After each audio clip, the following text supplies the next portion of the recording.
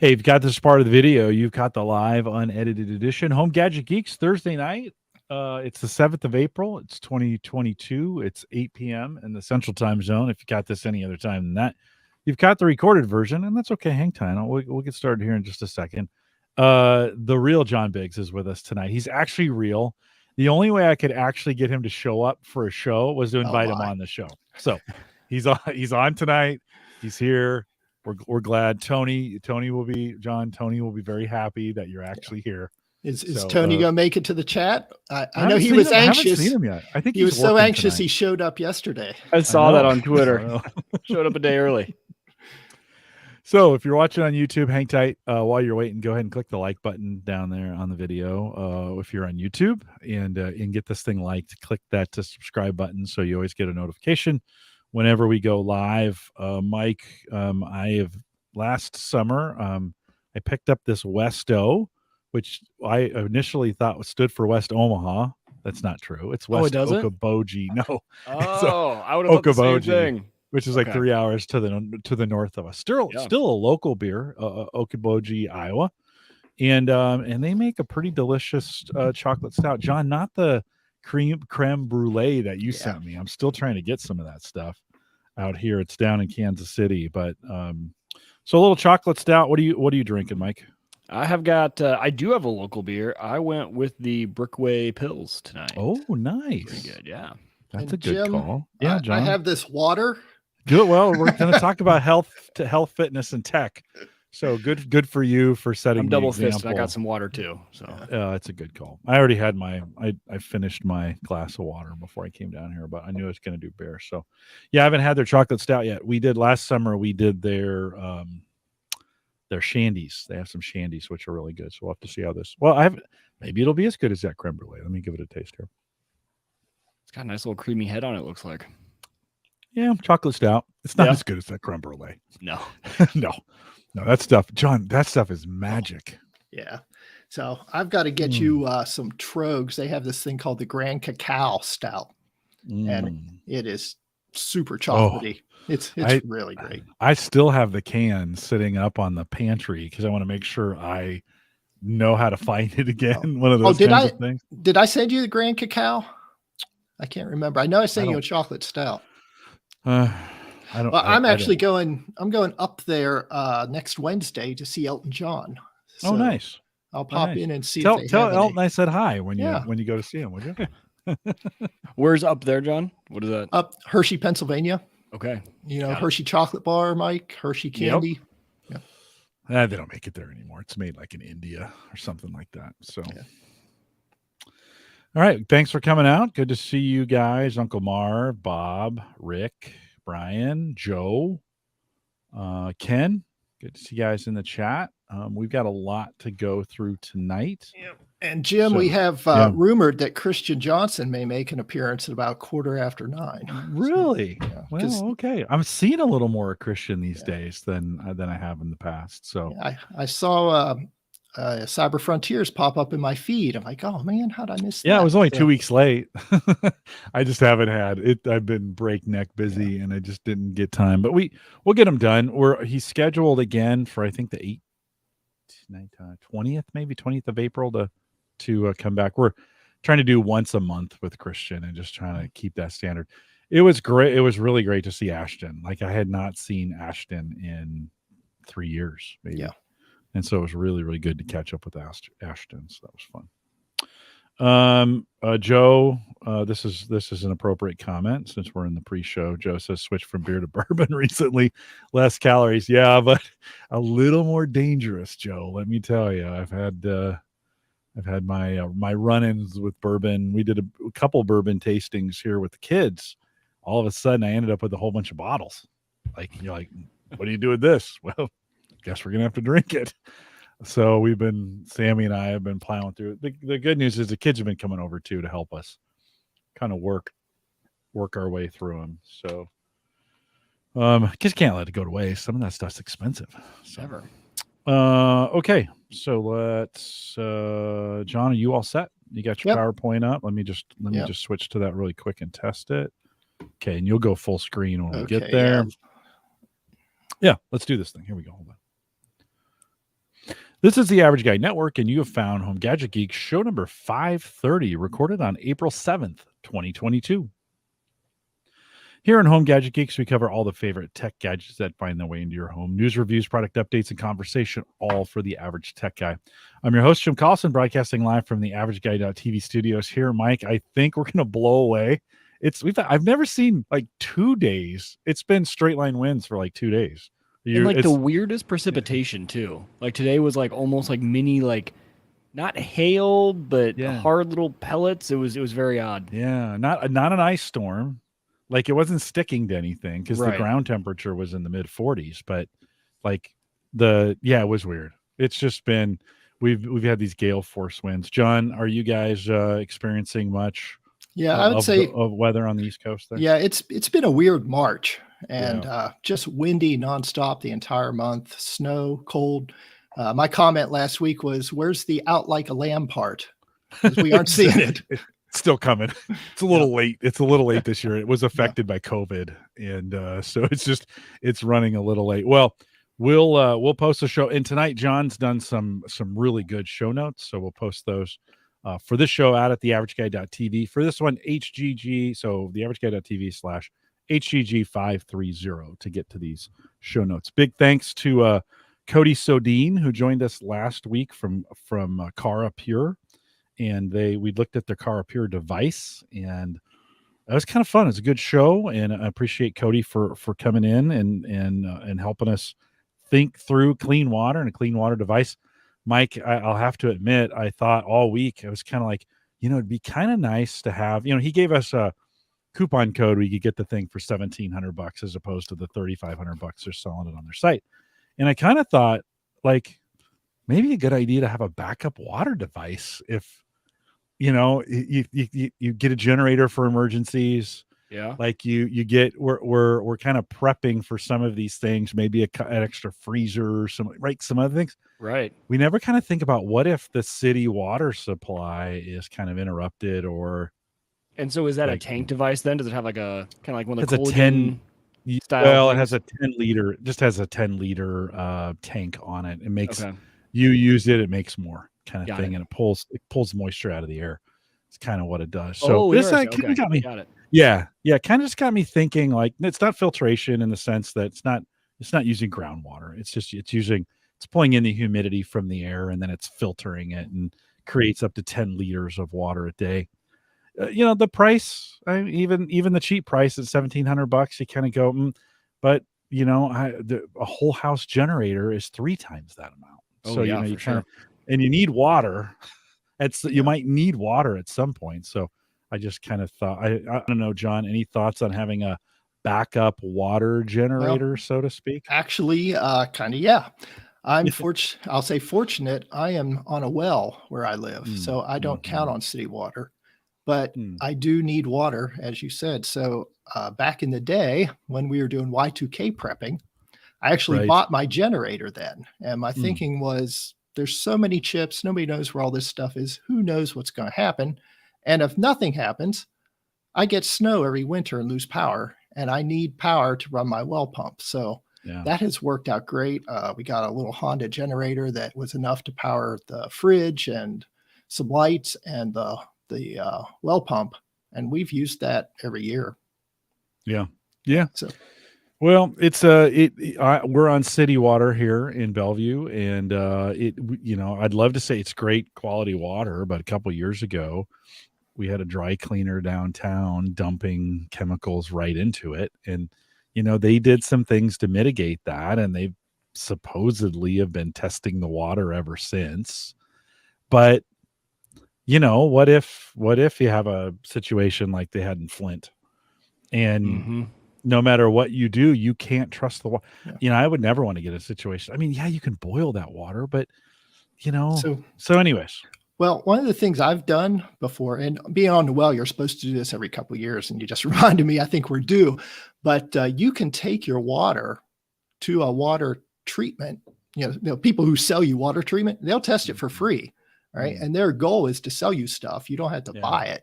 But they'll at least tell you any little thing that could be wrong, and you get that for free. So that might be worth trying. Yeah. Yeah. Well, he's got me thinking. I mean, that is one of those things. We bought a generator at the beginning of the pandemic, and we used it. I've only used it once, but it's all wired up to the house at this point, so I could get most of the things that I need. I just really need my fridge to work.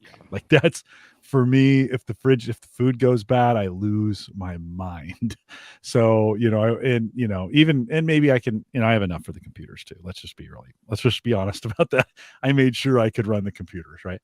Yep. But it got me kind of thinking, like, what is my backup for water? And certainly, I mean, I could think about bottled water, but we saw what happened at the beginning of the pandemic as people started to panic and all that stuff got cleared out, right? So I don't know. Why you have to stockpile now, Jim? Yeah. John, you're always good. You're always good to me about those kinds of warnings. So, Jim, do this now. I'd kind of like, it makes 10 liters a day, whether you use it or not. And it might be one of those kinds of things where if you're not using it, you just have it making it and dumping it to another tank.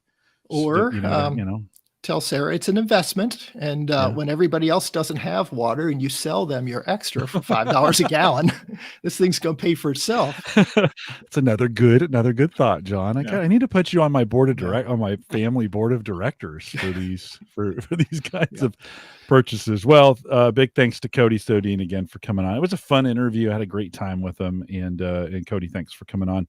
Just a reminder to watch the YouTube premiere of this program. So if you want to watch it again and you want to watch it in premiere mode, we do that Saturdays at noon Central. You can jump in there and join us for the conversations that's there. We always get a couple. It's always kind of fun. theaverageguy.tv/YouTube is the easiest way to find that. And that'll actually, that's the easiest way to find that. So get there and get it done. And then on the 28th, we're going to try this. I don't know if it's going to work, but on April 28th, we're going to do a tech news roundtable. So if you got some tech news you want to talk about, send me an email, jim@theaverageguy.tv. We'll get you slated, invite you in, and we'll get 3 or 4 of us on here, kind of talk through the latest tech news. April 28th, 2022.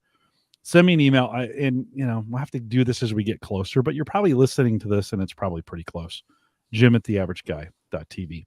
We've been talking to him already, but Jon Biggs is back with us tonight. John, great to see you. I think the last time we had you on, you weren't retired, and today you are. Congratulations on that, by the way.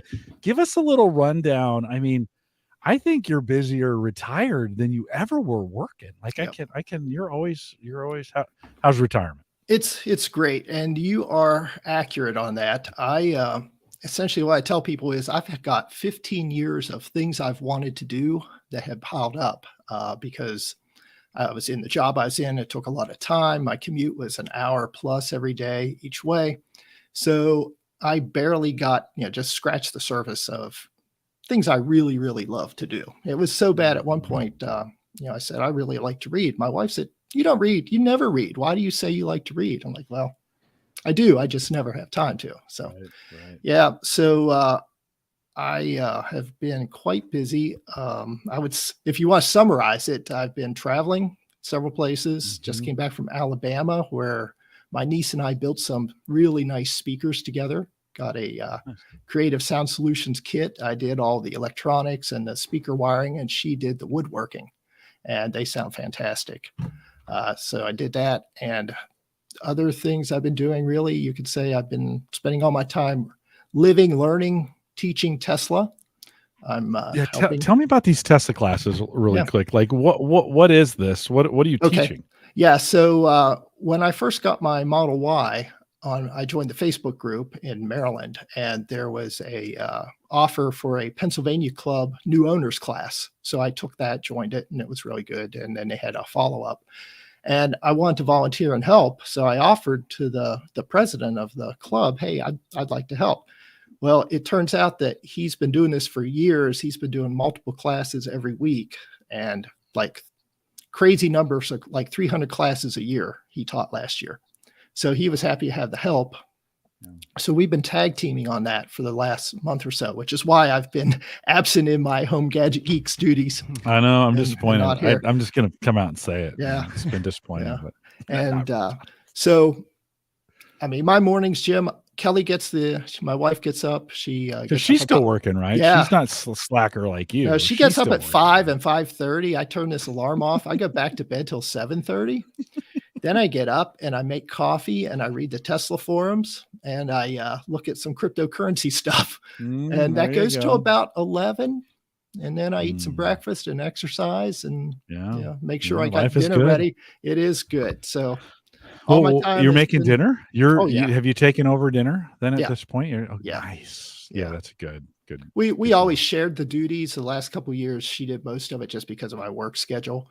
But we both enjoy cooking and cooking together. So we haven't gone down the HelloFresh path yet, but we do. You should take some of the pressure off. Yep. And you don't have to go full into it. You can kind of, but it takes some of the pressure off. It's kind of nice. Yep. So much more relaxed, better sleep quality.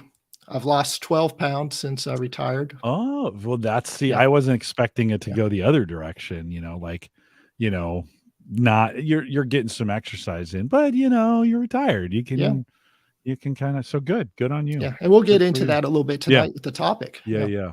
No, good for you. Well, you've got some stuff prepared and we're going to spend a little time talking about, kind of health tech, fitness tech might fit into that same category as well. And it's kind of your journey on this. And so why don't you get us queued up here, Jon? I'll share the screen you've got some slides. We don't typically do a lot of slides on Home Gadget Geeks, but we're going to do it tonight. Yep. And so if you're watching the video, if it's audio only, well, that's fine. You're going to hear it. If you're watching the video, we're going to be going through those and we'll kind of kick it back and forth. But walk us through, Jon, why in retirement go after really start looking at your health? Okay, so this isn't just in retirement. I've been doing this for the last 10 plus years, and we are at a unique place in history where technology and new science, new research is available to us as average people. We can buy stuff and explore. So my goal here is to utilize personal data and develop customized health protocols to improve my health span and potentially increase my longevity. So what do I mean by health span, right? Health span is the idea of when we're all going to get old and die, surprise, right? But how do you want to do that? And ideally, I would say what you want to do is you go along at this light and all of a sudden you fall off the cliff, right? What you don't want to do is spend the last 20 years of your life in decline and really not enjoying your life. So running all the way to the end and then dropping dead, right? So ideally, it's hard to do that. It's some work, but that's the goal, right? So how do we maximize our potential to do that? And that's kind of what I've been exploring with the data that's available to us now that we've never had before, right? And I'm going to talk about some of that. I'm just going to hit the wave tops on a lot of this. Like you said, this is self-exploration. And I think every podcast ever hear where they're talking about health and this stuff, the first thing they say is, I'm not a doctor, right? So consult with your own doctor. I am a sample size of 1. You'll hear in the podcast, and this is an N of 1, and that's me, right? And because of the subject, right, the whole point of this is what works for me might not be the best thing for you. And we'll talk about some foods that I found don't work for me that may be fine for others, right? And then finally, I'm going to talk about websites. I'm going to talk about products. None of that is an endorsement. This is just what I've been trying out so far. So those are kind of the ground rules. Okay, and with that, Jim, if you want to go ahead and share the screen, and I think you want me to maximize this real quick. Yeah, if you would. It'll just make it look a little bit better. All right. There we go. All right, and you're controlling slides? No, you are. Oh, they're on your okay, side. Here we go. As you're running. Yep. All right. And can you still see me as well?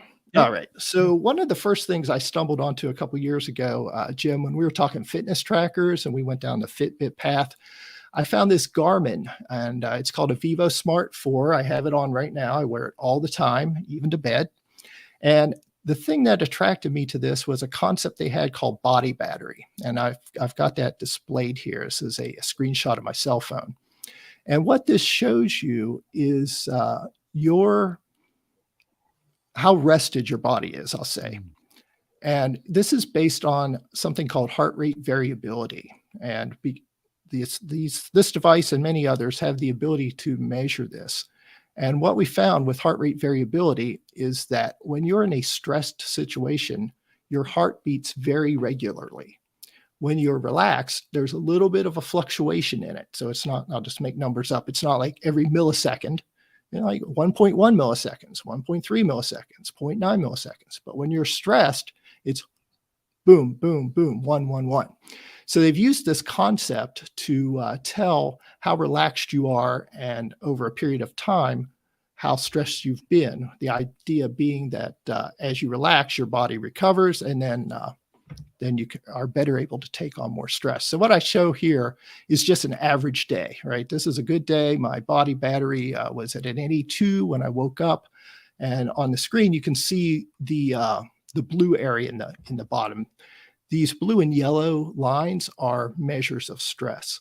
So where it's blue is low stress, and then it goes up, from 0 to 100. And then there is a moving graph line of the white that kind of tracks your overall. And Jon, are you wearing this watch while you sleep as well? Yeah. Yes, I am. And when do you charge it?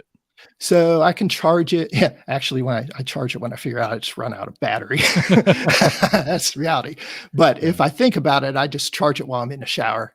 Oh, that's a good idea. Yeah. Or, 20 minutes in the morning. I have. It doesn't take long. Doesn't take long to do it. Yeah. I think that's when I did my Apple Watch too, was when I was in the shower, I'd throw it down and come back to it. Yep. So what I noticed, and especially as I turned 50 and beyond, I'm up to almost 57 now, is that I didn't recover as easily, right? So if you're in a stressful situation, this is what it looks like. So this was actually Monday driving home from Alabama, right? So you can see there on the left, I slept, I woke up, there's a little alarm clock down there at the bottom. And guess when I started my drive, right? So if you looked at the previous chart, you saw those little orange lines where you had some space in between them. And this line is solid orange, right? And that is just me sitting in the car driving. And what I found is driving is a stressful event for Now, me. wait a minute. You have a Tesla. The thing drives itself, and you're still stressed? Is that what you're saying? Yep. Driving, I am never just sitting back, right? So I'm always watching other cars, trying to figure out who's going to wreck into me, where's my exit, all of that kind of stuff.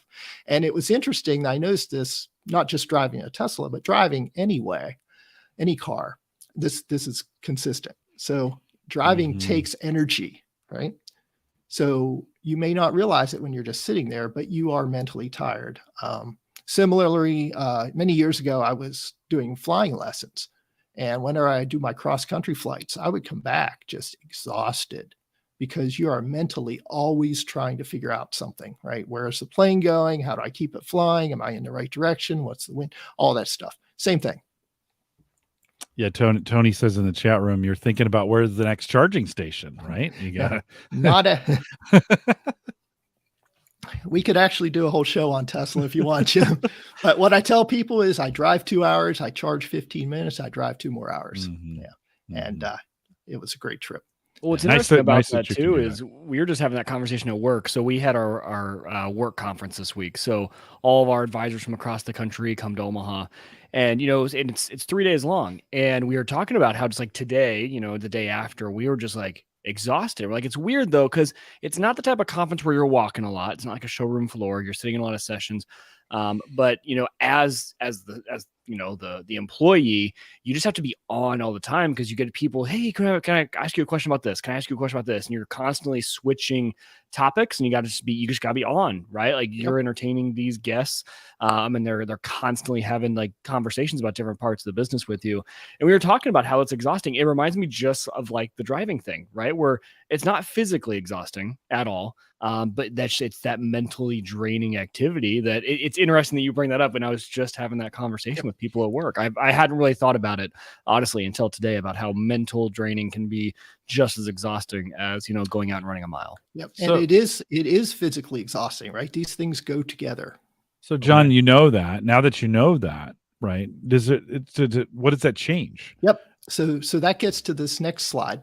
right? So I'm going to talk about this as an example and then tie it together to answer your question, right? So right here, I've got a series of 4 days. What I noticed, all right, is that when I do something like heavy weightlifting, right? 3 sets of 5 reps is all I can get. The next 2 days, I'm wiped out, and that's reflected in my body battery. So the way I use this then is to know when's it okay to lift again or go for a stressful bike ride or a run. So instead of just piling more on top of my body, which isn't recovered yet.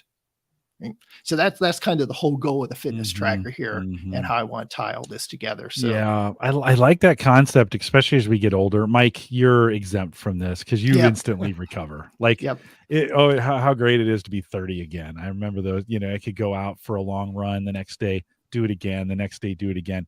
You hit the 50s, and John, I like this because it's almost because I'm the crazy kind of guy that in my late 40s was trying to do heavy workout after heavy workout, and I was wondering why I was killing myself. Right.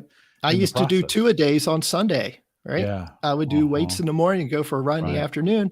And then Monday's the day I got up at 3:30 to go to work. And then now I realized, that wasn't too smart. Yeah. So I'm just going to say real quick on these slides, Jim, you'll see on the left there, lots of rest, right? Very little stress in the orange. Monday there, you can see the little green dot sort of in the middle is where I did the weights. And look at how the stress is starting to jam together in those wider orange sections. And then on the third display over, same thing. And then finally, the 4th day, you can see at night while I'm sleeping, body battery ramps up again. Now I do weights, and then right after the weights there, solid orange, right? So it just struck me as interesting that this consistently was repeatable for me. So that's why I use it as a measure of when am I ready to go again? Otherwise, you will just get run down. Right? I like it. Well, and it almost from a workout standpoint, it almost gets to the point where, we always, I think when you're younger, you have this idea of workout of a very consistent, like I'm going to, Mondays I'm going to do this, and Tuesday I'm going to do this, and Wednesdays I'm going to do this. As opposed to, I think as you get older, it's kind of like, hey, I'm going to have some ideas of things, and then I'm going to kind of monitor and watch my body. And if it's there, I'm going to take it. And if it's not, I'm going to rest. Or I'm going to do less. Right. 5 years ago, we didn't have a way to see this. Right. Now we do. Yeah. Right. And this kind of concept is available in other fitness trackers too. The Garmin's just the one I stumbled across first. Yeah. But there's a thing called, the RO Ring has this built in. Right. And there's a strap called the Whoop strap, if you've ever heard of that, Whoop fitness band. Same thing. Mike, do you know on the Apple Watch, if there's something similar to this? Have you ever come across this? This is interesting. It is. And I'm wondering if there's a third-party app, because just as it is with the fitness side, no, right? They're all about their rings. But it doesn't give you kind of this style of looking at the battery, which I really like. I'd have to check into the third-party options.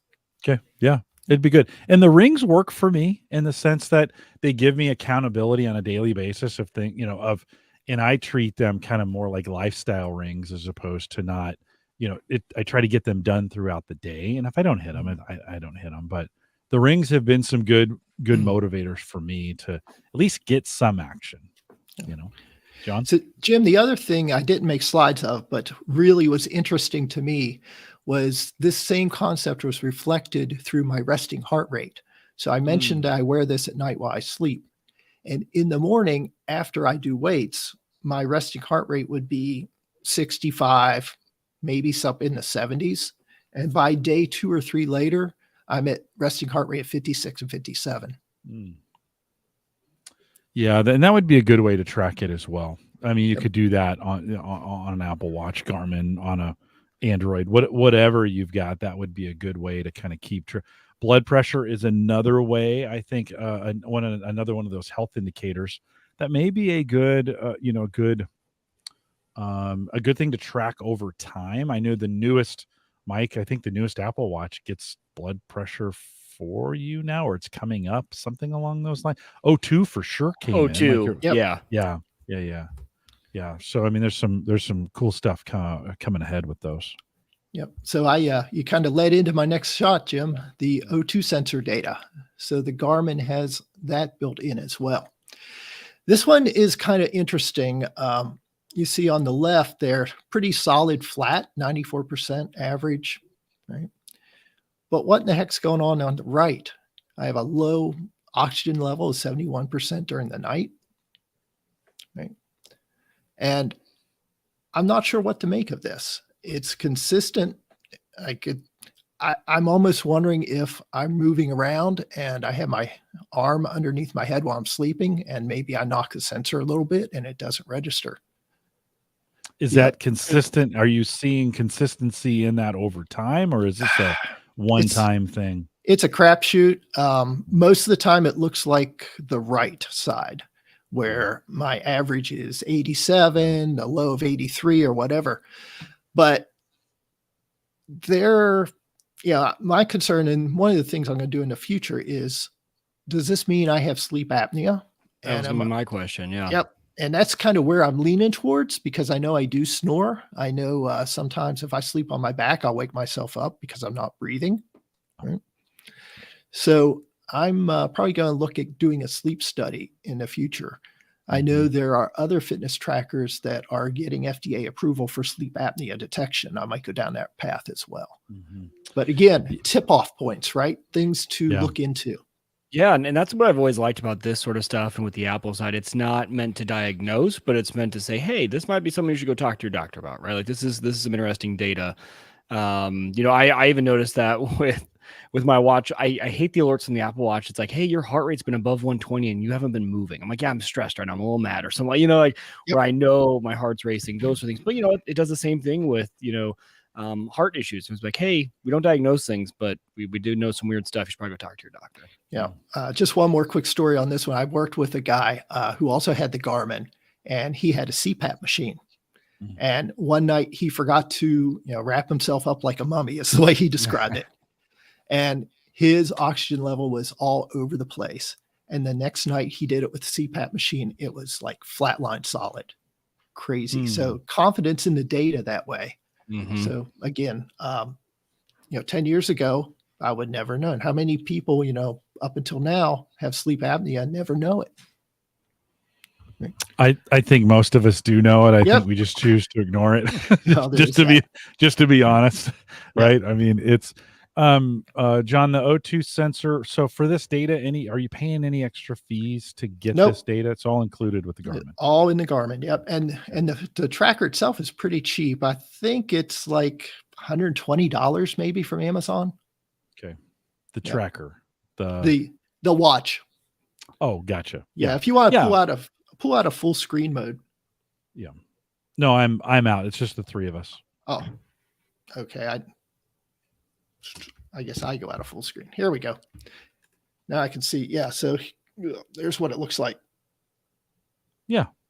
And that's the nice thing. I think the Garmin watches are really the average guy devices for this. Like if they come at a good price, they've got a lot of great features. They do a lot of things. They're slick. They look good. I mean, I just think it's a good, I went the Apple Watch way just because I wanted that ECG monitor. That's really why I bought the version 4, Yep. But man, Garmin is a great way to go. They are doing some pretty cool stuff. And these other ones too, like the RO ring is something that's pretty good. Yeah. Again, the kind of the point of the show, this technology's out there and it's growing. Right. Yeah. You can also, I think on your phone too, you can leave your phone. They have some apps that will listen to you while you sleep.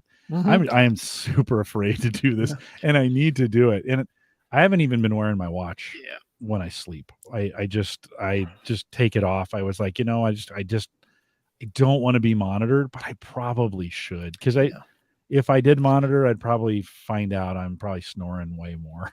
I've actually done that. I have the sleep app that I set next to the bed every night. And I can tell I'm sleeping. Right. I haven't taken the time to try to correlate that with the O2 or anything like that. But I what else, John? What else on that, or what are you tracking? That's it for the Garmin. Okay. Yeah, it does all the exercise stuff, the steps, all the other stuff you would normally do. If your Garmin broke, right, what would you do? What would you do then? What's the next go around? Yeah, that's a good question. I haven't thought about that. I might well just get another Garmin. Buy another one. Well, I mean, that's, you get into this and you start seeing the other things that are available. And it says a lot that if you're struggling to be like, well, I just pick up another Garmin. It sounds like that works pretty well for you. Yeah, I would have to go look around. I know Withings has come out with a bunch of good stuff, but I haven't looked into them in a while. Mm-hmm. Yeah. Mike, how do you feel? Are you tracking are you tracking any of these things on a regular basis, or do you feel like, yeah, I'm 30, I can do whatever I want? No, I mean, I love the data, and I kind of get jealous when I see things like what the type of data that the Garmin's giving, only because, Apple has all those same sensors. And the rings are great. And, I agree with Jim. What the rings do for me is they give me the motivation to actually get up and fix those rings and finish them. But as far as like usable data that you can see and some really cool analytics, I feel like they could do a better job on that. I know a lot of my friends who are really into fitness have gone to the Whoop bands. That's been kind of the direction they go. So no, I mean, I wear my watch every single day. Actually, earlier this week, I forgot to grab my watch. I think it was the first day in about 4 years that I didn't wear it. Like I am religious. I have the sweet watch, Apple Watch, tan lines. Yep. When I take it off, completely white. So no, I do love the data, and especially when I get really into working out. Like I go through these phases, right, where I'm really into it, and that kind of data for me, especially, I really like, even just as simple as on the Peloton, how it's constantly, if you wear the heart tracker, it's giving you that output score at the end, and it's telling you, hey, you're almost to your 60-minute personal best, and by the end of the ride, I hope I need to beat it, right? And that kind of stuff is super motivating to push hard at the end of my rides. All right, so Mike, I think you're going to really enjoy the rest of the stuff I'm going to talk about, because it is all data stuff. Okay, I love it. All right, so John, Jim, you've taken a different approach to healthcare. Talk a little bit about that. Yeah, really kind of the background. I have a personal doctor, and I've had this same doctor for many, many years. And about 10 years ago, he changed the way he ran his business. And I'm not sure how all of that works, but essentially he went into what's called boutique healthcare.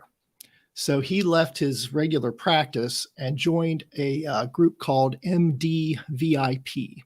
And that's just MDVIP.com. And the way this works is that the people who are part of his, patients pay an annual fee. And for that annual fee, they get a lot of access to him. So the goal for him was to reduce his patient load, reduce his paperwork. He said when he started this, he said, I have a choice. I can retire, or I can go down this path and try it for a while. So he chose that. And for me, the selling point was that part of this is a comprehensive annual physical with a ton of blood work and ton of data. And so what I did was I wanted to know my data. And now I have the internet and Dr. Google. So now I can really start diving deep into this stuff and figure out what's normal. And then for me, and this is kind of my takeaway, what's normal for me might not be within that. I may be within that normal range, but if my trend is changing, I want to know it. And now what I do is I keep track of all this data in a Google spreadsheet. For 10 years now, I have 10 years of blood work, of annual blood work. So I can tell, for instance, that my glucose was 102 or 92 10 years ago. And over that 10-year period, it's increased, and it's up to, 110.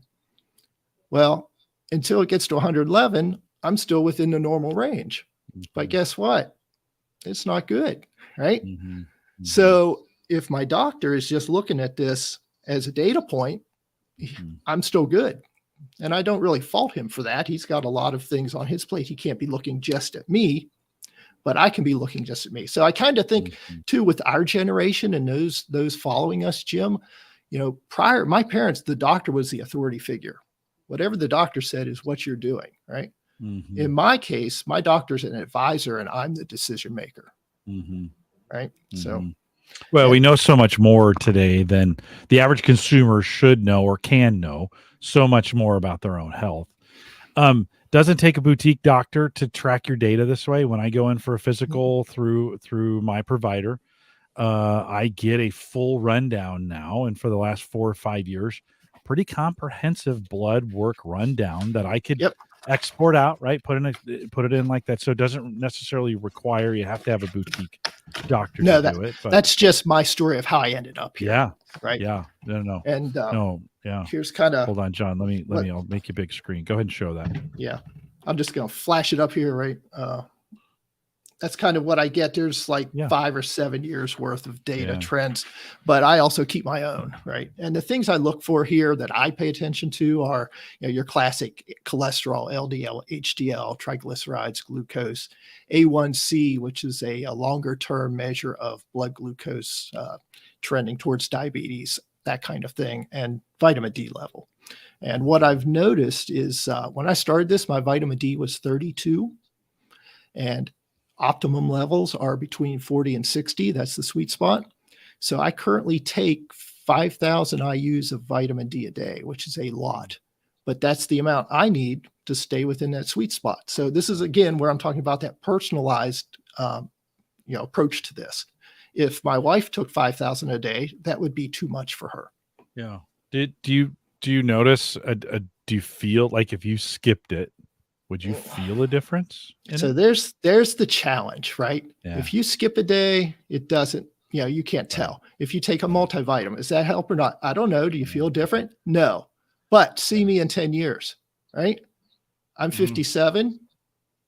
What does my peer group, how are they doing? Yeah. And how am I doing relative to that, right? Brian says in the chat room, looking for trends and data is so much more valuable than the occasional data points, right? Doing this is one of those areas where I think checking your pulse regular, getting your blood pressure taken regular, those are easy things that don't even require a visit to the doctor. You might have a on-site. Mike, do you have where you work? Would there be a trainer who could take your blood pressure? Yeah. If you wanted to, or a machine maybe that'd do it for you? Yep, we do. We have a trainer with that. And we have an in-body machine, which is not for blood work, but it's really cool. It's one of those, weight, percentage of body fat, those sort of things. And that's really cool for, especially if you're training, you have to kind of get your visceral fat to understand where that's all at. It kind of does the full body workup. You hold on to the handles while you're standing on the thing, get the printout report, which is nice. And they'll do blood pressure and some of the basic stuff. Not a doctor on site, but a trainer. They'll do that for you. Yeah. All right, Jim, conscious of time, I want to, pivot from where I went to this then, what's the next thing happened, right? Yeah. And shortly after I did this, then 23andMe came out with their DNA testing, right? Again, that's going back 10 years or so now. And I saw that. It's like, holy cow, this sounds great. So I jumped on it and it's like, oh, the privacy concerns. Oh, I'm like, I don't care. I want the data, right? And 23andMe did two things. They focused on health traits and ancestry. And I have not looked at ancestry at all. That's just not something that I'm into. I am all about what is the health traits that this is telling me. So one thing that's really important with any DNA analysis, and you can get this from a bunch of different places now, but the real takeaway for folks is this is not your destiny, right? This is a predisposition. This is a likelihood. This is giving you knowledge so that you can act differently. And I've got a couple great examples for myself here. So, if you're one who says, oh no, it looks like I'm going to have type 2 diabetes or nothing I can do about it. Well, this probably isn't some path you want to go down, right? So I'll just put that out as a caveat. So let's throw the screen up again now. And let's see here. And I got to go full screen again. Is that right? It'd be best that way. Or we can do it this way. Either way. But I'm saying I'm the one who has to do it, right? Yeah, you do it. Yeah, you do it on your end. Okay. So this is my health predisposition. This is the health related. This is the increased likelihood ones that they popped up for me. So what's interesting here, age-related macular degeneration. Guess what? My dad had that. Atrial fibrillation. When I'm in high-stress situations, that sometimes can happen to me. But the real one for me, I wanted to point out here is both the hereditary thrombosis, right? So what is this? Blood clots, right? And, I'm not a heavy guy. So I'm thinking, okay, well, I'm not really worried about this. However, my older brother, actually died of a blood clot that went to his lungs. It's like, okay, well, that's interesting, because this was less, I always thought that was due to his weight, but actually there's genetic predisposition to that combined with his weight. Right. Now I've got a clue. So then when I started reading about this, it's like, okay, well, you've got 30% increased risk over normal people. Unless you have a relative who's had this, then you've got 60%. I'm like, oh, okay. What am I going to do about that? Here's what you do. When you go on an airplane trip that's, 4 hours, 11 hours, don't sit in the seat for the whole time. Get up and move around every couple hours. Drink more water, right? So that's where I'm saying, because I know this, I can change my approach to things and preserve my health, right? And some pretty simple changes too. I mean, it doesn't require a ton of, just get up from time to time, maybe even take an aspirin before you go. Be on a regimen of aspirins if you're going to be doing it over. Again, we're not doctors here. So none of this is medical advice. There's some things you can do. So the other thing on this I want to point out is that last one, type 2 diabetes. Both of my parents were type 2 diabetic, but they didn't eat well. They never exercised, right? Is this something I really have to be concerned about? Well, it's something I need to pay attention to, right? Which I wouldn't have thought of before. So that's why I'm saying here's more information that can help me take a better personalized approach to my own health care and responsibility for that. Yeah. Jon, did you find after you took 23andMe and you got the results back, did you want to make a bunch of changes right away? Is this something you made over time? Just how'd you respond to that? Just over time. There wasn't really a lot in there. Like every single thing isn't going to jump at me, right? You saw my top hitters, and the changes are easy. The first one, macular degeneration. So for that one, there's not a lot you can do, but there was a article with that said, hey, if you've got this, you probably don't want to be taking baby aspirin because that increases the odds. Well, I had started taking baby aspirin for cardio stuff, right? I don't have a cardio problem, but all the news was like, hey, if you take this, it lowers the odds. Well, now I can make an informed decision that the risk of me having macular degeneration is higher than the risk of me having a heart attack. Guess what? I'm not going to take the baby aspirin. Yeah. So again, I'm in the opposite camp with that. My father had a heart attack. We have heart disease in the family. My doctor, in conjunction with my doctor, have gone that route to make sure I'm on a regimen of aspirin, right? Yep. To do that. So I think it's really, really key, and you're doing this, and I do it as well, is make sure you've got that really good relationship with a doctor that you're seeing on a regular basis. You don't have to do everything they say. I mean, you need to be informed on this thing. Yep. And this helps with it. Did you take some of this to your doctor as well and let him see it? When I first did it, when I first got the test results, I took it in, and frankly, he wasn't all that interested. And I don't know whether it was like, hey, I'm challenging him, which was not my point. My point was, here's more data we can work on together. Yeah. So I kind of just do this on my own. Like I said, he's an advisor, not my authority figure.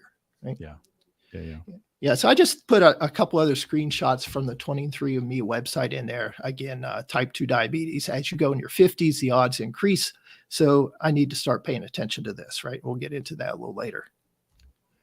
They also have things like your reaction to certain drugs. And where this is important is if you are an overreactor, it's probably good to know so that if you happen to be prescribed a certain drug, don't give me the full dose, that kind of thing. So that kind of brings us to the next thing, which is what's a company called Inside Tracker. And what this does is takes a look at some biomarkers, primarily from your blood, and compares those to the optimal levels. So I talked earlier about how we had what's normal, and what's normal isn't necessarily what's optimal.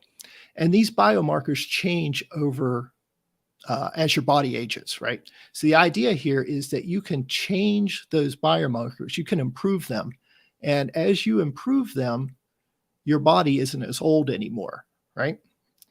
And so what I did, I'm 57. This is my second test after I did some modifications based on the results. And I was able to get my biological age down to 50, right? So now I've got 7 more extra years of bugging my wife and daughter.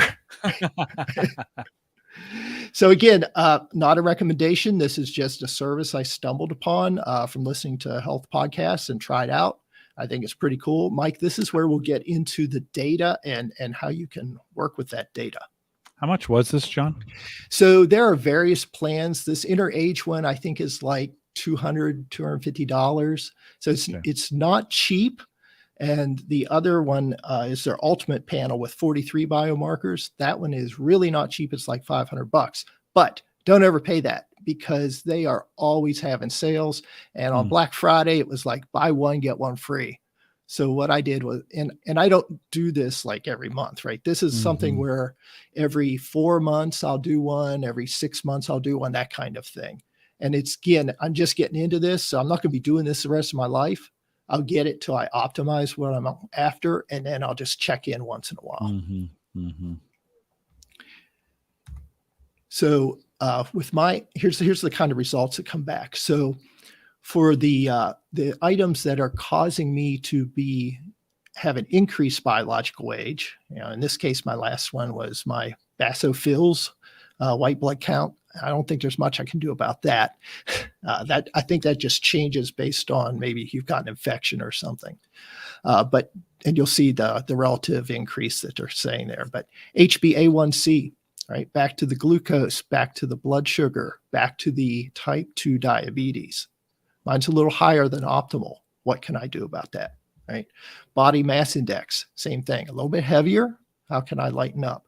Part of the challenge too with BMI is that if you're lifting weights, your body mass is going to be higher than average, right? Even if you've got lower body fat. But I just wanted to, like I said, make a screenshot of some of the stuff that I've been working with and show folks what the information is. And then here is the things I'm really good at. Triglycerides and inflammation is low. So taking years away from my age, making me younger. And then this one I threw in because it's really interesting. So when I went to my doctor, he said, well, you're 55. It's probably a good idea to take a B12 supplement and it can't hurt you. Like, okay. So I was taking that for a while and I asked him, I said, well, can I get a B12 test to see what my level is before I take this? And he goes, no, can't do that. Because the insurance won't allow the doctor to do that. And I could pay for that myself. And it was like $120. Well, I can do the whole test for $250. So I went ahead and did the 43 biomarkers test just because I was interested in all of them. And B12 was one of those. And as you can see here, my B12 was way high, crazy high. Like normally supposed to be around 500. I'm at 1637. Guess what? I probably shouldn't be taking that B12 supplement. Yeah, you don't really need it, do you? Yeah. So informed decision making, right? Yeah. LDL cholesterol, again, optimized zone versus where I'm at. And then they also have recommendations on how to alter that and get it back down. And HbA1c, same thing, right? So this is the kind of data you get out of this. Now I can upload my 23andMe raw DNA data file to them. And then they can run it through their process and give me a feedback on it, which is what I did. Because with the DNA, the 23andMe, I have access to my raw data file. So I can share that as I want. So I did that. Again, they showed, now you can see here where my vitamin D level is, 66 within that optimized green zone. And then my genetic risk is of lower vitamin D, which is true of myself and also true of some of my family members. John, did you ever hit a point, sometimes, I'm always guilty of just being kind of like a data hoarder, right? I just love all the data, not on health stuff, mainly on server stuff. And so very unrelated, but sometimes when I'm looking into the data, I look too deep into it and then I cause an issue on my server because I was trying to fix something that I didn't need to fix. Common error, don't worry, it comes up all the time. Those sort of things. Was there ever a point, or do you think there's a point when the health data where it's almost causing people more stress because they're seeing all this stuff and they're trying to fix this, which causes a change in this, and they kind of over analyze their health because of all the data? I guess it could. It didn't for me because that's just not who I am, right? The genetic testing, same thing. I knew going in, this is not my destiny, right? And I'm not going to stress over every little thing. Yeah, same I like with the way you put that. And you saw with the results there, I showed in the blood work, they're not giving you 50 things you need to worry about. Pick 3, right? Let's work on those 3, and then we'll see where we go from there. Jon, where I started getting worried about you. Not really, but it that made for interesting. It was the TV calibration, wasn't it? No, it was when you started tracking individual foods, that what you eat and what it would do to your glucose. Can you talk a little bit about that? We're going there next, right? Yeah. So as I went through this, the next thing I learned was about continuous glucose monitoring. Again, now for me, this is like the biggest, most important thing that I've pieced together so far. I have the ability now through a group called levelshealth.com to get a CGM. If I go to my doctor, he would not give me one because I'm not a diabetic, right? If I what's come back, a CGM? Continuous glucose monitor. Oh, okay.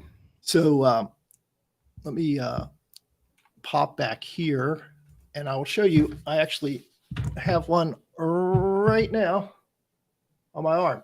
So it's a disc. It's about 1 inch around, and it's a Libre 2 sensor is what it is. And this puts a filament into your skin, subcutaneous filament. It measures the fluid that's in there, and that's correlated to your glucose. And now I've got an app on my phone, and I can hold my phone up and take a live reading. And I'm at 136 right now, right? Hold on, we got a full screen that. Can you do that one more time? Sure.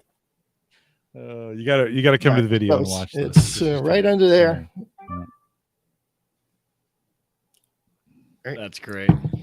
So this lends itself to all sorts of fun because I went to I'll get to that. Put us back into the screen here. So if you turn around, do you have a USB-C port on your back of your neck too? Yeah. Is that where you download all the really good data? The whole Matrix thing, right? You're a bionic man. We don't know it. Okay, so this is what the Levels app looks like on your phone. And what I've done here is grab some good things and some not good things that I've eaten. So what's interesting on the left there, where I get a 1 out of 10, 1 is bad. I had some Mexican food. I had some enchiladas, I had some rice, and I had some of the black beans. And I caused a huge spike of 183.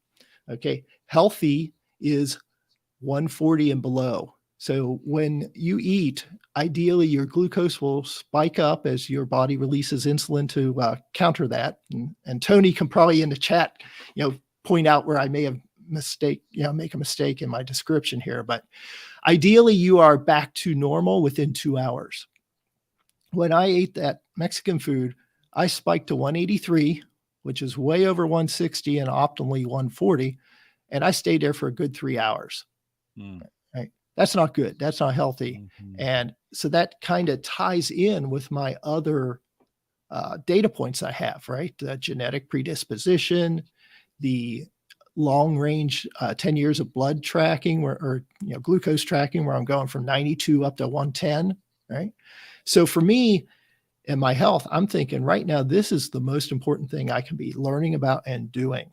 What foods can I eat that don't cause me problems? Because the more I essentially redline my insulin system, the more I'm going to burn it out. And when I burn it out, that's called type 2 diabetes, right? And that's not where I want to be. You can see in the middle, there's a stable response of a 9, and also on the right. These are things like scrambled eggs and bacon in the middle. So there's no grains in there. There's nothing that spikes. There's no sugar. And it's all very level there. And then on the right, this is really interesting. So here's where we can take this data and make informed changes. On the right are pancakes. Now, how in the heck can you have pancakes with a stable glucose response like that? Well, what I figured out was if I substitute half of the flour in the pancakes with almond flour, I can eat all the pancakes I want. Right? They taste the same. I asked my wife, I said, okay, do these taste okay to you? She goes, yeah, they're fine. They're pancakes. So that's, again, how I can take information and data and use it to, improve my health over the long term. Jon, how did you get that thing installed on your arm? What's the procedure for that? Yeah, so it's really cool. It comes in a little spring-loaded package. And what you do is the installation device is a little needle, and you open the sensor and the needle slides down over top of it. And then it's spring-loaded. So you just hold it up to your arm and push, and it goes kaboom. The needle pops in and pops way back, right back out. You can't even feel it. And then this sensor is stuck to your arm because it's got adhesive. And then I put this waterproof patch over top of it, and I wear it for 2 weeks. And then I can change it up for another sensor. Wow. And how much is that? Yeah. So that one is $200 a month. You get two sensors. All right. Yeah. So again, this isn't something I'm going to do the rest of my life. Unless I was diabetic, then I'd have to, and then it's not a fun time. I want to do this enough to learn what foods affect me, what foods don't affect me, so I can alter my lifestyle. How many months do you think you'll use it for? Yeah, every month I say this is the last one. Then it's like, oh, I want to try some more stuff, right? But yeah, I think this month I should be winding. I started in January, and I should be winding down here in April. Jon, going back to our conversation about water that we were having early in this, does water make a difference? Yes. So I was a big water drinker. So I used to drink, 2 cups, 3 cups before I'd eat. And there's a lot of information on the website and in the app to help you learn this stuff. And what I found, water would, of course, absorb, make the food absorb quicker and go into my lower intestine quicker and get absorbed. So drinking water before a meal really causes me to spike. So now I still drink plenty of water. I just don't drink it with a meal. I have a sip here and there. Wow. Now that's a little counterintuitive, right? In the sense that, because we're always taught, water helps with metabolism. It's a good thing to be hydrated all the time. Yep. And it is. And but the timing for you matters. That's right. Yeah. The other thing that was interesting when I first got this, Jim, was the way this app works is when you eat, you can enter in the food, right? And it'll start the timer ticking. And then after 2 hours, it shows you what your response is. And I found I was eating more than every 2 hours. Now, I wasn't eating a lot, but I was always ingesting something every 90 minutes. It's like, so my glucose never had a chance to go back down. So that's a lifestyle change that I wouldn't have realized, right? Because I wasn't eating a ton. I was just eating all the time. That's one of those lessons I learned by intermittent fasting was just how often I was eating. You'd be like, well, I'm going to go. No, I'm not going to go eat right now. No, because I'm in a cycle where I'm not eating. Yep. But you start to realize just how often you think about food. You're like, I'm hungry now. No, I'm not really, but I am. No, I'm not hungry. It's just one of those battles that we go on every day. And when I started setting clocks to it, done eating at 8, I won't eat again until noon the next day. Right. Yep. And man, what a battle that your brain goes through. We want to eat all the time, and it's good because that's a survival tactic. We were evolution taught us to do that, but we don't necessarily, with our current diets, we don't need to do it that way. What I found for myself was, especially with my job, is just put me in a totally unhealthy state. I would get up at 3:30 to get to work by 6, and I'm drinking a protein shake on the way to work. Right. So now and I just ate dinner. I finished eating at 9 because I got home at 8. Right. So my body's still digesting. And now I'm cramming more food into it, and it's in liquid form. Yeah, that's awesome. Right. So what I found was when I've started going down the intermittent fasting path, just because now I get to sleep more than 4 or 5 hours, right? And don't eat until 10:30 or so. I'm not hungry in the morning. You know, I just get up, I fix my coffee, which doesn't affect my glucose, does not, and enjoy that nice, slowly, reading the Tesla forums. The last thing, Jim, I threw up here was a look at a 24-hour zone of both good and bad, right? And you can see there on the left, that is a day at Disney World. We were recently down there. The big spike in the middle, that's some really good chicken and waffles that you can get there at one of their walk-up stands. And then at night, we went to their fireworks and dessert spectacular. So we just sat on the balcony and ate all sorts of chocolate and desserts and pudding and drank wine and watched fireworks. But again, that's got to be the rarity, not the norm. And then on the right is the ideal. Keep it flat, keep it low, and minimize those spikes. My dad, in his final years, I'd go visit him and we'd be in the dining room and he'd be like, I'm going to go get a piece of apple pie. And he was type 2. And I'm going to go get a piece of apple pie. And he's like, I haven't had it all week. And I'm like, okay, the first day I was there. Okay. Right. That was at lunch. Yeah. Then at dinner that same day, I'm going to go to get a piece of apple pie. Cause I haven't had it all week. And I'm like, you had some at lunch. Yeah, but it's just today. I won't have any tomorrow.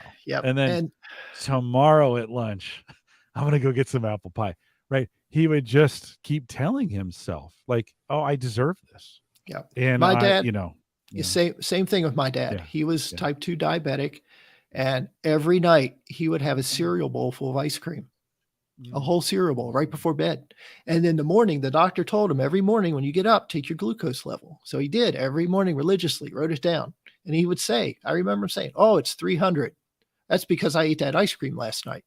Right. So he made the connection, but didn't realize I shouldn't be doing that. He just had the cause and effect. Right. Well, they want to do it, John. To be honest with you, it's not like with my dad, and listen, I find myself this way. I did it back in the fall. I did a bunch of intermittent fasting and it was super successful. And then Thanksgiving and Christmas came around and I kind of dropped off. And Sarah's been buying, sugar cereals, Lucky Charms and some of those kinds. I like that. That's my kryptonite. Like I can't not. And those, I'm sure those are spiking. I mean, that's just straight. That's just straight sugar, right? It is. And it's really hard. It's really hard to avoid them. Yep. And I've noticed, I used to do that all the time too. The apple cinnamon Cheerios with the oats on them. I would eat 2 bowls of those before bedtime because they're so good and it's healthy cereal, right? No. I haven't done that in a while. And then last night I was really hungry before bed. I had the Tesla class and then I ended that up at like 10 o'clock. It's like, and we actually have a piece of pie out here. I'm like, oh, there's my piece of pie. I should have it. But I didn't because I knew I would not sleep as well. And I would regret it in the morning. So I had a protein bar instead with very little sugar in it. I was fine. Now, pie's still out there. I do want to eat it at some point, but I also really enjoy sleeping well. And I know how that affects me. So now I'm making an educated decision. But I mean, you can't be perfect all the time, right? The whole point is not to deprive yourself for the remaining years you have on the planet. It's to be judicious and not be, oh, I didn't have any yesterday, really, even though you did. It's like, okay, it's Thanksgiving. Yeah. I'm going to gorge myself on these sweet potatoes because I love them and I eat them once a year. Okay, do it. Enjoy it, right? Yeah, so that's kind of the stuff I wanted to show you. I just had a couple takeaways, Jim. For overall health, exercise, right? We know the answer here. This isn't a secret of what we need to do, right? Exercise, do a combo of weightlifting and cardio. And I would say, for Jim, you and I, as we get older, weightlifting, really crucial. All right. Not because we're going to be big and bulky like Mike, right? But so we can take care of ourselves as we get older, right? Yeah, you don't want to be the guy who needs the home healthcare nurse. You want to be the guy that can go out and walk down the street at a good clip, right? And the only way to do that is to keep pushing yourself with the weights. And then you got to do the cardio just to keep your heart healthy. Mm-hmm. But don't go crazy, right? Taking it back to what we said at the beginning. Listen to your body, know when you've pushed enough, know when to rest and recover. Mm-hmm. I'd throw 2 books out. I would throw them in the show notes, but I think they're great places to start. There's a book called Bigger, Leaner, Stronger by a guy named Mike Matthews. Really intelligent. None of these are pushing anything. This is just information. And Mike, if you're interested, I really recommend this book is a good place to start because he covers everything from how to lift weights correctly, the weightlifting programs that work, nutrition, and supplements. He puts it all together. What was the name of that one again? Bigger, Leaner, Stronger? Yep. Got it. Yep. And then kind of the Bible for weightlifting is Starting Strength by Mark Ripito. Again, the whole point of Rip's plan is I'm not here to make you a bodybuilder. I'm not here to give you abs. I'm here to make you strong so that you can take care of yourself as you get older. And then go ahead, Jim. John, I was going to say, you're going to, in the future here, you're going to try that Aura ring, right? And I'm thinking we'll see if I get down that path. Yeah. I mean, that might be a good follow-up with you you've been doing this for 6 months, 8 months. What do you think? I mean, besides monitoring your health for the last 10 years, right? I'm kind of thinking since you retired, you've kind of made a really concerted effort to monitor, like your glucose monitoring. How long? Yeah. Since January. Yeah. So it'd be fun to catch up with you, in the fall and kind of, how's it going? What are you doing? And add on to the conversation, a little bit. So, Yep. Anything else, John? Yeah. Just final takeaways. We know what we need to do to stay healthy, right? Get enough sleep. We don't do it. I finally am. I feel so much better. Exercise with the cardio and the weights, eat your vegetables, eat your fruit, right? It's everything your mom told you. And then the last one, really don't smoke. It's like the worst thing you can do for your health, right? And that's pretty much it. Yeah. Some good stuff. Mike, any as you're sitting here, listen, John and I are the same age. I'm a little bit younger than he is. You're way behind us. Any thoughts? Well, my thought is it's going to be kind of interesting. Look how far this has come in the last, few years. You guys talked about how like the consumer has so much data. I'm in my early 30s, right? So as I start to get into my 40s, mid 40s, late 50s, 20 years from now, when I'm hitting that early 50s stage, it'll be I made the joke about the USB-C port, but what kind of things are we going to have access to at that point? And then it's always just a good general reminder too, to me, waves are not healthy to go into. Something consistent is healthy. And I'm such a big waves guy. And so when you were going through the glucose monitor, those spikes, it's just a very big correlation to my health style of spikes of getting into working out. And, I trained really hard for the race I did down in Arizona in February, right? And then I haven't done anything since. Literally haven't seen the inside of a gym. And it's I just go in these big waves, and I need to get more consistent so that, kind of to your point, John, it's you weight lift now so that when you're older, you're the type that can still go on the walks. You don't need all the assistance and things like that. Well, you want to play with your grandkids, right? Do you want to be the grandparent that gets down on the floor, or do you want to be the one sitting in the chair because they can't move? And that was a big thing for my mother-in-law. She wasn't obese, but she said that she had a lot of weight to lose, and her big motivation was now she has 5 grandsons, all on the age of 5, and she was running around trying to chase them around the park. And so she went on a massive health kick about 2 years ago, shed a ton of weight, but not only just the weight, but just eating a bunch healthier, feeling a lot better. And she says the main difference is chasing those kids around the farm, and she can do it for days now, days on days and days, and it doesn't make her tired. Yeah, those same sort of thing, those motivations, right? Yep. Yeah. I have lost a ton of strength during COVID. I was doing, I was working, not only was I was running, but I was also doing a lot of push-ups and, working out in the gym. And man, I can now feel the difference. When I'm out with the grandkids and I play with them for 5 minutes and I'm out of breath and I'm I better correct this situation here pretty quick and get back on something. I did stairs the other day for the first time in 2 years. And I did 6 flights, not even, 30 floors in 20 minutes. And my calves hurt so bad the next day. I was oh my God. Jim, a tip for you and I, right? And I say this from experience because I did this like 2 weeks ago. I came back from Disney. I said, I haven't worked out in a while. I got to go do it. Right? So I went down, I reduced the weight a little bit, but I still did 3 sets of 5 squats. And I could not walk or stand up or sit down for a whole week. Like literally, it was painful. I'm like, all right, don't do that again. So I came back. I did weights yesterday. I did 1 set of 5 at a hugely reduced weight just to get back into it. Yeah. Right? So you and I can't jump back in like we used to. We got to ease in, or else we go in, hit it hard, and then we are done for 2 weeks. Right. Yeah, and hitting it hard or even just easing in is a lot less than I thought it was. Jim Shoemaker had said, Jim, I thought you were doing 500 push-ups a day. Early in the pandemic, we were getting, Sammy and I were going out and having these really great walks, and I was getting this in, and then some things, it got hot. We stopped doing it. Some things changed. She went back to school. Like life changed and I stopped doing it. And then at one point I couldn't even I thought I was maybe having some arthritis setting in because I couldn't get in the push-up position.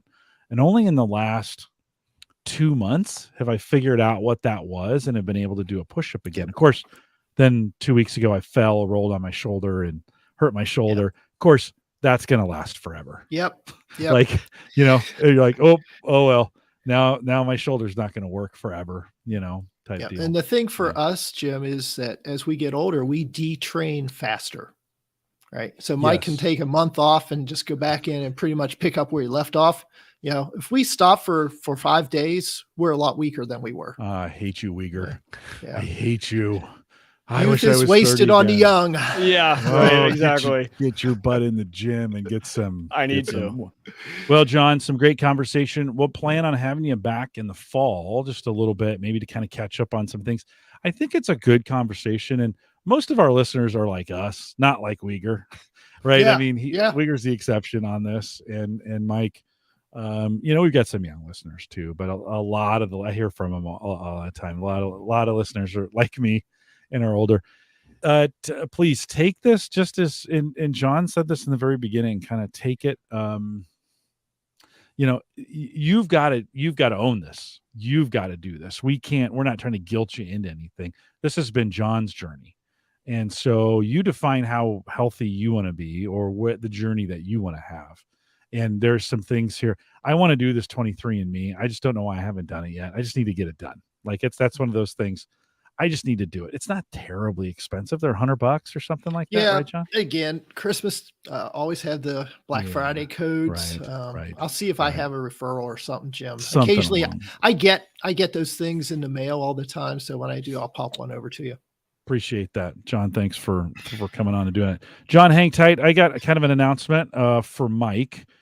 We've been, Mike's been on and off the show for the last couple months. I told him his life was going to be getting busy, with these kids. And he came to me a couple months ago and was like, I think it's that time. And so we're going to set tonight. We're not quit. Mike's not quitting Home Gadget Geeks. He's just like, I need to be off more than I'm on. And so I kind of wanted to let the listeners know we won't see a ton of them going forward, but as he has time, of course, he'll join us on the show and we'll throw him in here. But I publicly wanted to say, Mike, you made it a lot longer than I ever thought you were going to. And we've had some great times together. So thanks for hanging out with me. And I appreciate it. And I just love it. These Thursday nights are so much fun. That's why it was so hard. I think I came to Jim. It was maybe after one of the shows, or no, I think it was like a totally separate conversation.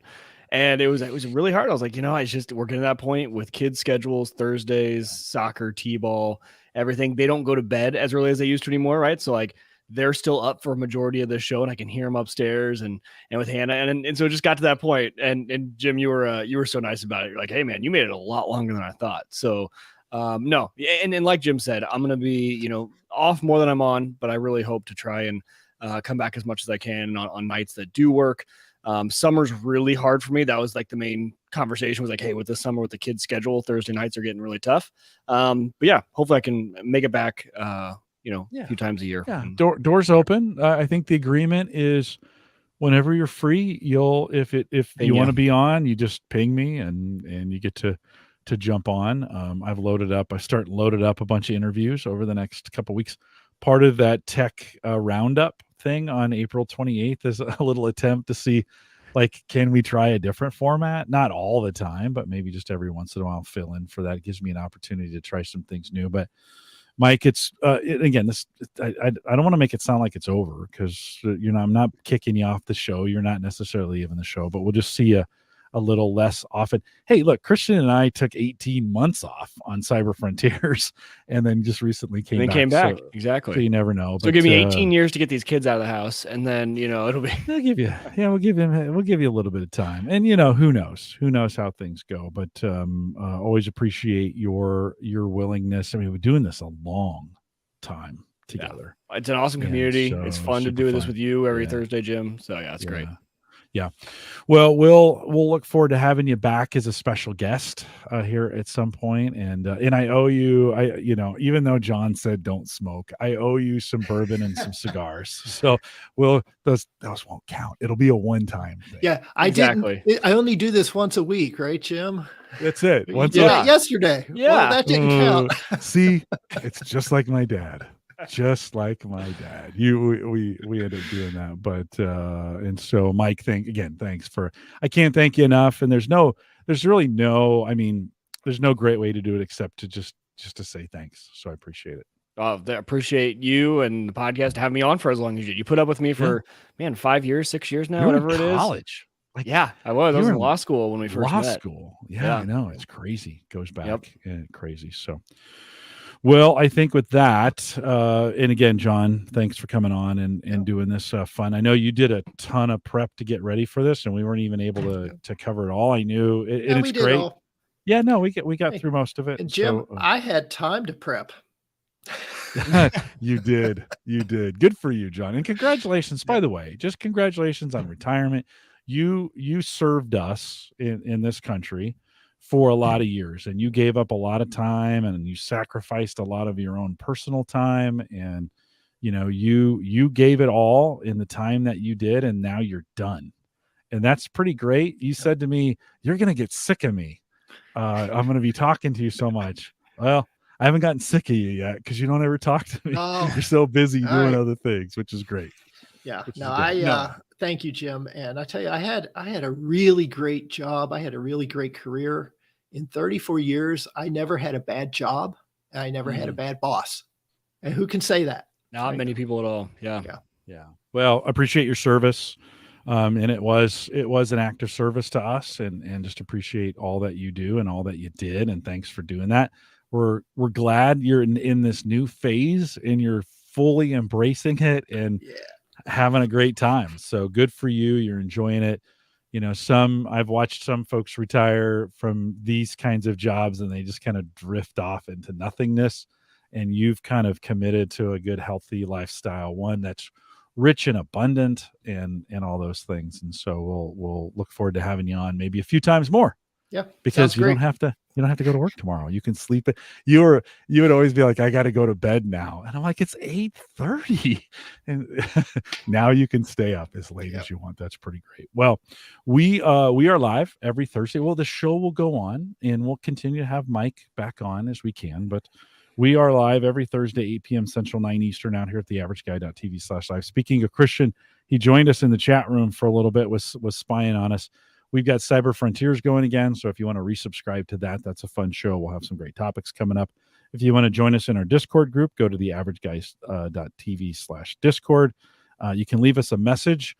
If you got a topic you want me to cover or whatever, you can leave us a message, homegadgetgeeks.com. Just click on the blue microphone, bottom right-hand corner, and you can leave us a message. And, of course, theaverageguy.tv is powered by Maple Grove Partners, secure, reliable, high-speed hosting from people that you know and you trust.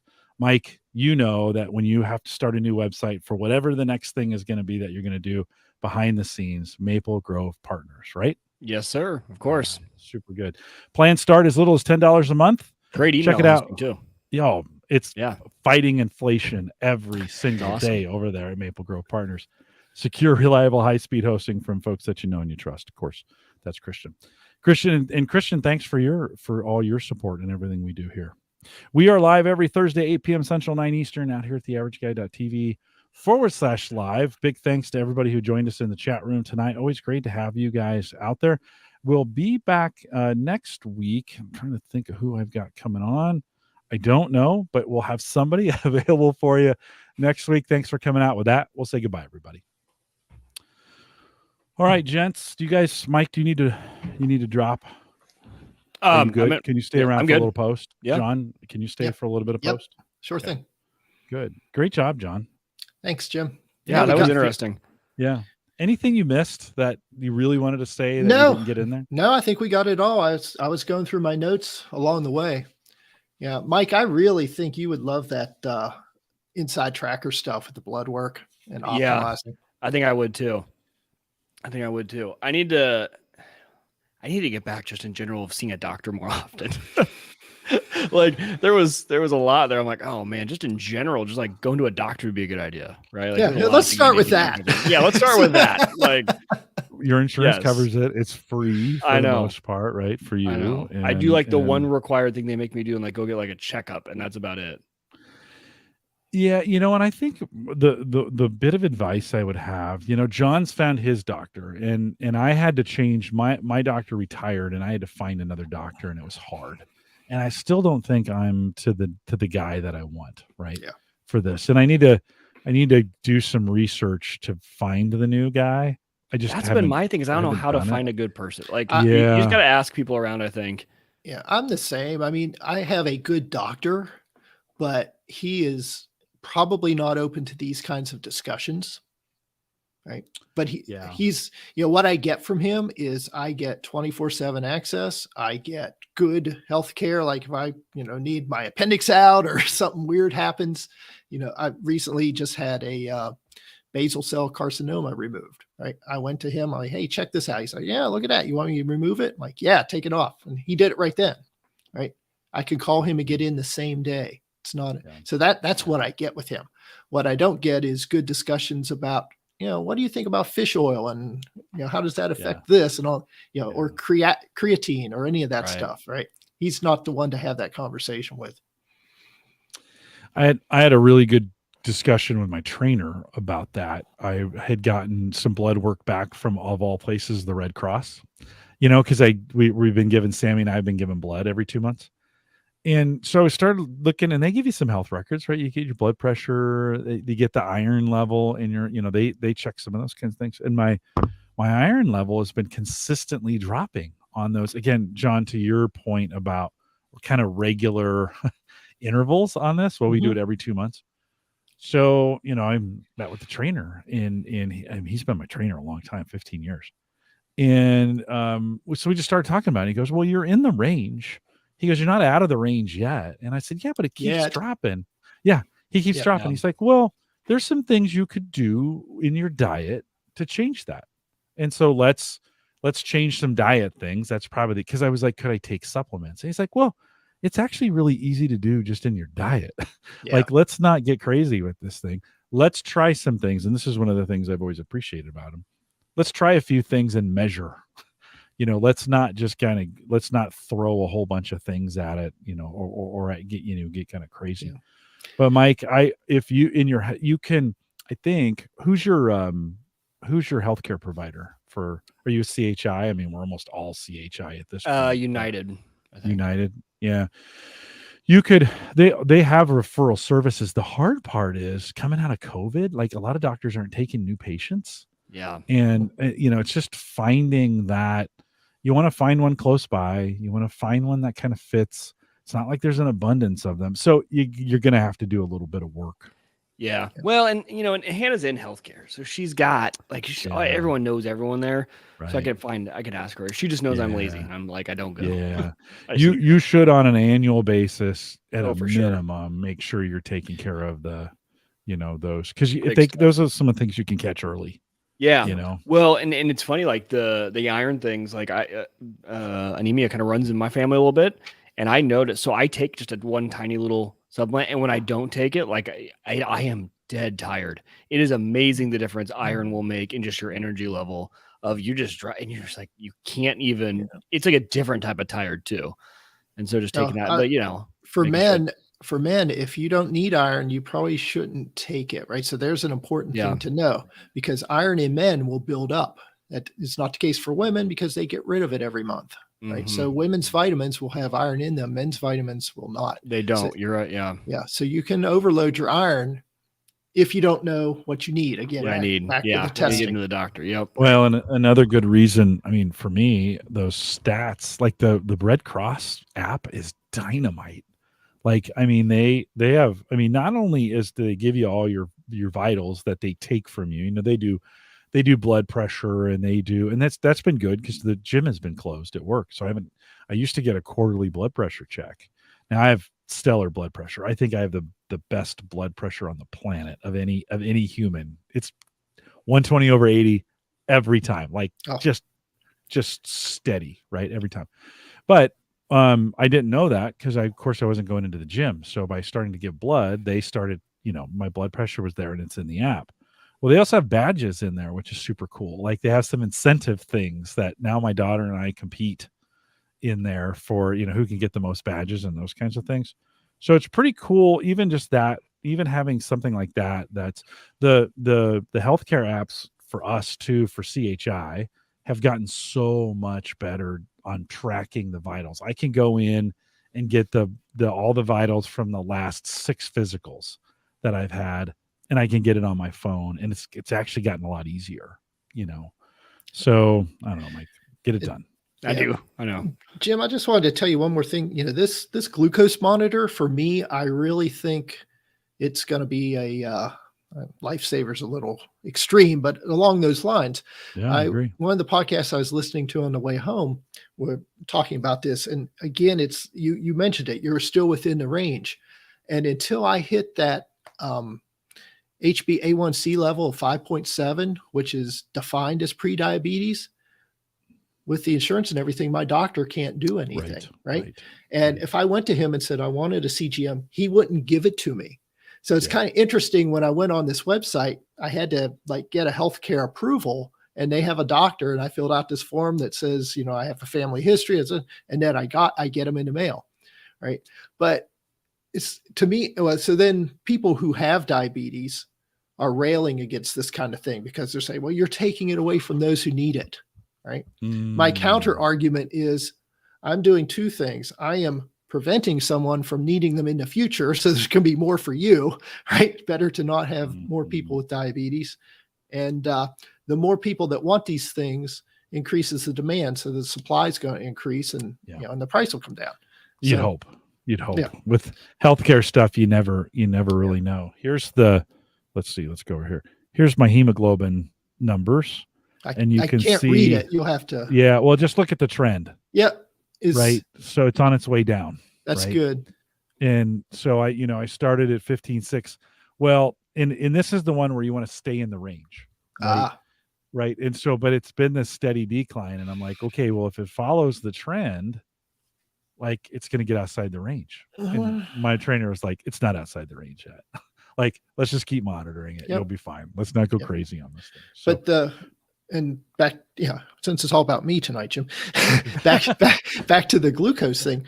Those extended spikes, those large spikes, and that is classic glucose control going haywire. And then by the time I get to pre-diabetes, I've already got damage done. So now I'm getting this under control before I get to the harm part. Yeah, but it's like wearing out the gears. Yeah, but doctors are in this mode. Right. Yeah, for sure. Mike, your Jim mentions this too. You should be getting, even at this point, getting your PSAs done. That's where they found. Yeah. For me, that's where it started to go. And my PSAs have been fine for a lot of years, and then all of a sudden, they just started going crazy. Yep. And I'm gonna walk in and say, I need the full workup. I need they'll give it to the works. Give me the works. Yeah, they'll give it to you. Well, the key is car wash. I just need the whole thing. It takes more than one, right? You got to go in and get a baseline, understand some things, and then figure out what do you want to change, or what do you want to do differently, or what do you want to add. It doesn't even need to be different. It can just be, what do I want to add? How do I, and maybe pick one thing at a time, like what's important to me, and I'm going to monitor it in this kind of way. we talked about this, I think, in the early part of the show, which is sleep and how important sleep is, and sleep tracking and getting the right amount. Listen, early in the pandemic, I was not sleeping at all. Like I was doing 4 or 5 hours a night, night over night, right?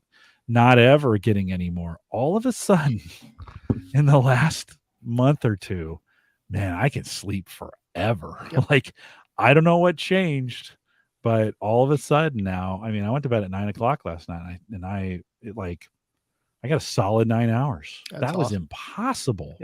So Jim, that was my life for the last 5 years. 4.5, 5.5 hours sleep every night. And then going into a, 10 plus, 12 plus hour day, stressful job, and then repeat. And what I found was that when you don't get enough sleep, you have a hormone called ghrelin that kicks in. Ghrelin makes you hungry. So I would sit there at work fully stuffed and my mouth still wanted food in it. And I fought that. And finally I just couldn't fight it anymore. So we had dark chocolate, and I'm just eating dark chocolate. And I went from a size 34 up to a size 36 over the last couple of years. And that's why. And then when I retired, I'm sleeping 7.5 hours a night, 8.5 hours a night, every night. And I wake up, I'm not hungry. So I can go till 10:30, 11 before I eat. And I've lost that weight, not intentionally, but because I'm not eating all the time. And then that combined with trying to minimize these insulin spikes and the way that stores the food, the energy, I'm just trending down as far as weight goes. Good. And it feels good, doesn't it? Oh yeah. Feels good. I feel so much better now. Feels good. Sleep is so crucial. It's amazing. Like I just feel so different. And I think I'm still recovering from a year and a half of just brutal 4 hours a night, type stuff. And so now my body is like, hey, and I'll be honest, most of it was alcohol, right? I was drinking so much, so late that then it was affecting my sleep. And the other night, the best sleep I ever got is because I didn't, I didn't drink anything the whole day. And man, this is great. I should do this more often. Kelly was joking with me before the show. She said, "Where's your beer? Aren't you going to do the beer pour?" And I said, "I can't drink that tonight." But one thing I totally forgot this whole thing while I was doing this was if I drink a beer, it shows in that stress level on my body battery. Really? Yes. Just any one. Yeah. I don't have much of a tolerance. Okay. After about half or 3/4 of a beer, I'm just like, I'm starting to feel it, but it will show up in the app consistently. Got it. So I know it. It's like, this is not good for me, even if it is a Grand Cacao chocolate stout. Right? So I have them judiciously and not before bed. Yeah. Well, that's the key, right? I find if I can limit a lot of stuff before bed. Yeah. So Jim, the takeaway here, right? What do wise men do? You must drink early in the morning. I like where this is going. I'm in. I'm here for that. Just tell Sarah, no, honey, this is for health. This is health. that used to be a thing, by the way. I've got data I can show you. First thing in the morning shots used to be a thing, One of the guys I worked with, we were working the 24/7 ops, and he said he went home. He did a night shift. He went home one day and he got home and got a beer out of the fridge and sat on the couch.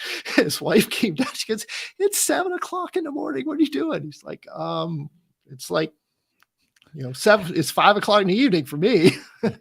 It's the end of my day. It is the end of my day. Yep. Well, if you're listening live, thanks for coming out and being a part of the conversation. I have an open slot for next week that I'm gonna have to figure out how to fill. So I've got that to do. But we'll see you guys. We'll see you guys next Thursday, or maybe I'll take it off. We'll just get it figured out. Thanks for coming out tonight. Take care.